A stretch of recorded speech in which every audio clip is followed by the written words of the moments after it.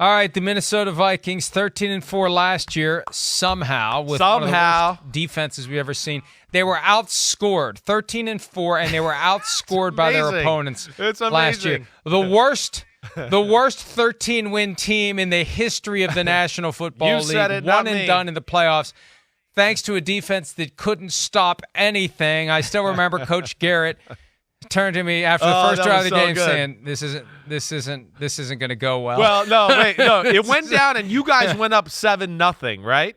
And we all went, "Well, that good drive. It wasn't easy, but it wasn't hard. They got it done." And then the Giants went down. It seemed like in 5 plays, and it was like parting of the Red Sea. And it was funny because he looked at you and we went, oh, everybody with open eyes. And he looked at you and went, whoa, that was really easy. And that was a sign of things to come. Yeah.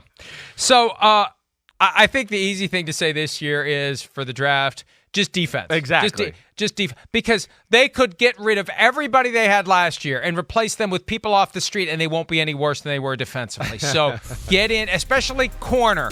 They've lost basically all of their corners. Right. They added the guy from Arizona whose name escapes me at this point. I got you. Byron Murphy. Right. And thank you very much. But they otherwise have just pushed these guys out the door, and who cares? They're not very good. Harrison Smith is sticking around. He did a deal to remain in Minnesota, which is good. It's going to provide some leadership as these young guys get going. But they just need, at every level of the secondary, at every level of the defense, linebackers, defensive linemen, they need bodies. They need help. They need guys who are talented, who can develop into the defense that they need to complement that offense. Yeah, agreed. I mean, corner is the one that, certainly jumps out the most there, right? I mean, there's desperate need. And safety, you're not, wrong there. And Dean line, we could look there. I mean, you're right. I mean, you said it. It's defense, period.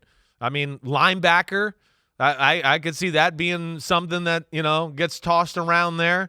So it's really almost like best player available on that side of the ball. You could use an interior D-line, a safety, a linebacker, whatever, but I agree with you there. It is that more than anything, and that's where they become interesting because there's those big holes, but then there's that talk of, will they be a team that drafts Hendon Hooker, right, or stuff like that? Will they look to replace Kirk Cousins here and waste one of those picks, on the quarterback position instead of filling the holes we're talking about? I mean, the bottom line is, if you're going to move on from Kirk Cousins after this year, you better have someone that you believe you can develop into a franchise quarterback. Vikings fans, other than me, have been clamoring for years to get rid of Kirk Cousins. And I've tried to be the voice of reason and say, folks, getting rid of Kirk Cousins is easy. Replacing him is what's difficult. Yeah. The guy never misses a game. The guy's good enough to keep you relevant. Without him, you could just fall into crap for multiple years. So if there's a guy they love who is there at 23, or they think they can reasonably move up to get him, if they're willing to give up next year's first-round pick to get him, if it's a guy they truly love that they think will be the long-term guy that gets joined at the hip with Kevin O'Connell, the head coach, and becomes the future of the position for the Vikings, then that's a move you make. Otherwise, you just wait until next year. Yeah, If all else fails, we got 1 year with Kirk Cousins, and we'll figure out the quarterback position next year. So, but they've got to figure it out at some point.